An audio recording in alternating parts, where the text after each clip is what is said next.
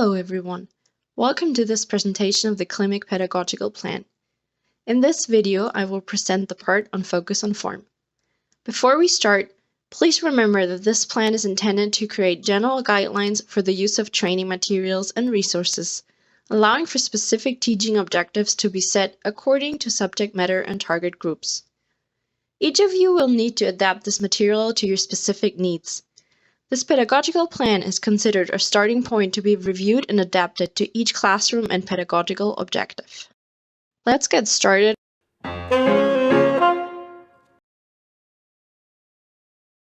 This chapter, Focus on Form, covers sequentiality, which also considers the shapes and color structure of pages and panels, time and plot, and characters.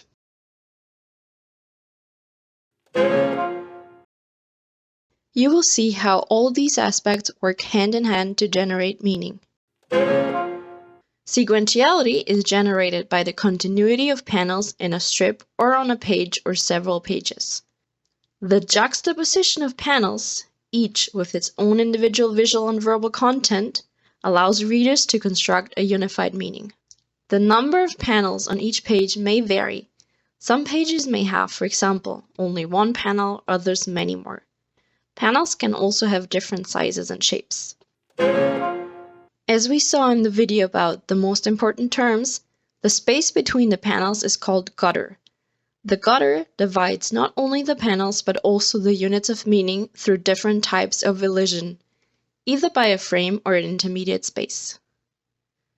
This division allows for the reconstruction of different timelines and a new understanding of the narrated time, as well as for establishing the causality of the narrative. As we can see in this example, the connection between present and past is visually represented using different colors, with the memory using a warmer color scheme. This example demonstrates how the sequence of the panels showing cause and effect creates the meaning of the comic strip. It is important to clarify here that not all visual elements have a distinct and universal iconic character. Although certain visual elements enjoy a significant degree of convention, such as, for example, the use of onomatopoeia in a particular culture or the expression of moods such as joy or anger through particular signs or symbols. Another example that enjoys some convention is the use of motion lines. Motion lines in comics are the artistic lines positioned behind a moving subject or character, aligned with their movement, aiming to simulate the impression of swift motion. The color structure of a comic usually is in coherent correspondence with the distribution of narrative elements, space, time, plot, and characters.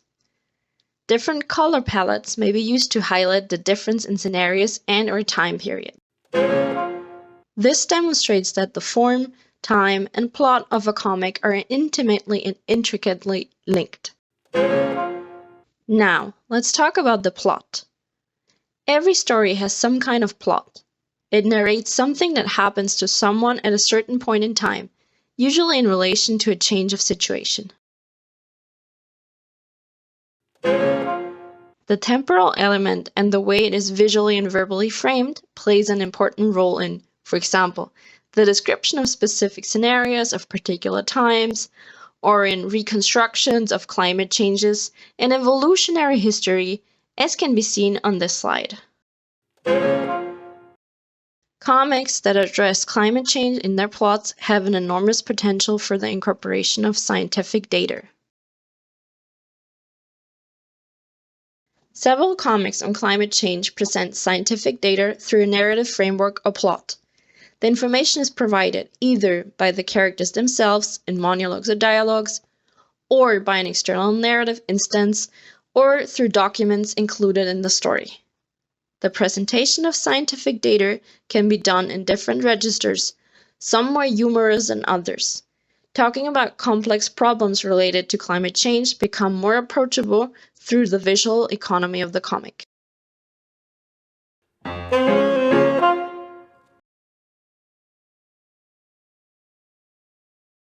Most comics feature characters or at least one narrative instance. The characters in comics have certain attributes that define them. When readers create a mental representation of a character that enables them to recognize this character later on, this image is not a neutral representation. It is based on certain values and social and generic characteristics of the readers, and so on. Therefore, they have strong expectations about the character's behavior in the world created in the comic. In the narratives of a comic, a kind of path is produced that the character is expected to follow. It is possible to play with the characters and put them in situations that are independent of the original narrative or narrative context. Based on predicates that characterize them, these characters can be put into new scenarios created by the readers themselves. Being able to play with a character also opens up possibilities for formulating new narratives around the same characters, around opponents, or for creating new characters in the world presented in the comic. It should be noted that what characters say can be found in the speech or dialogue balloons. Some thoughts, desires, etc. that the comic cannot express through visual elements are also conveyed either in the dialogue or through thought balloons. A character's thoughts may also appear in captions. In a caption, the words usually appear in a rectangular box separate from the rest of the panel, and usually give voice to a narrator, although they can also be used to express the thoughts of characters. At this point, it is necessary to mention that there are also comics without narrative. Comics about scientific topics created for a broad readership often aim to describe a certain issue or a situation according to the knowledge available at a given time. While characters and plots may appear, they usually are not the most important element in this kind of comics, since the central interest is in the content being communicated. This must, however, like all information, be previously selected and organized on the page according to some of the formal characteristics of the comic that have been mentioned previously. For example, shape and size of the panels, color structure, and so on. While it can be said that these comics also have some kind of narrative, their main function might be serving as a framework for the dissemination of certain ideas.